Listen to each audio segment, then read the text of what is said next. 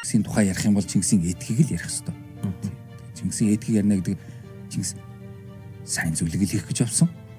Тийм үү? Мэдээж олон зуун жилийн дараа тэр хүний үйл хэргийг юу гэж хэлэх бол тэр тухайн хүмүүсийн хэрэг уг гарал үүсэл тэр хүний уг хийсэх гэсэн зорьсон сэтгэлийн тэр тийм үү эрмэлзэл нь бол сайн л зүйл байсан.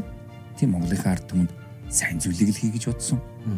Энэ ард түмэн бас нэг хоол ундтай, газар нутагтай, мөрөвтөн амьдрасаа л гэж тэр бүгдийг хийсэн. Тийм учраас өнөөдөр бид нар Чингисийг ярих юм бол тэр л сайн зүйлийг хийх гэсэн сайн Чингисийг л бид нар ярина үхээс ш тийм үү? Зүгээр одоо нэг Тэнгэрийнч гэдэг юм уу, одоо агуу Чингисч гэдэг юм уу хий хоосон тийм ээ зургийн зураад л тийм ээ одоо за сүүлийн үедэд тэр одоо Чингис нэртэй арих гардаг бол бүр ерөөсөө арай дэндүү юм болсон л доо. Тэгэл одоо хаан л бол одоо Чингис гэдэг шүү дээ. Энэ бол надад ерөөс таалагдахгүй.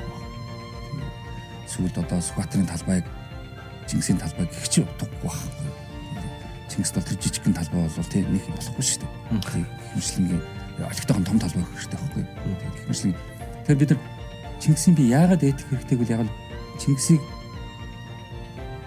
хамгаалтанд аваасаа л гэж бодсон байхгүй. Ажил одоо төрийн хамгаалалт тийм үү?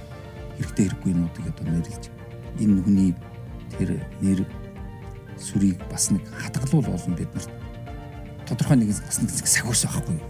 Тийм нэг хөндлөж явдаг. Тэгэхээр этик гэдгээр би Чингисийг этик гэдгээр нь ярина үхээс биш Чингисийн этик ярихгүй бол Чингисийн тухай ярих бол ямар ч утгагүй болчиход байгаа. Сайн хүн гэдгээр нь сайн юмны төлөө явсан. Мэдээж сайн юмны төлөө явахын тулд муу юмнуудтай одоо тэгэл харис эцгийг хатгаас өөр арга байхгүй шүү дээ.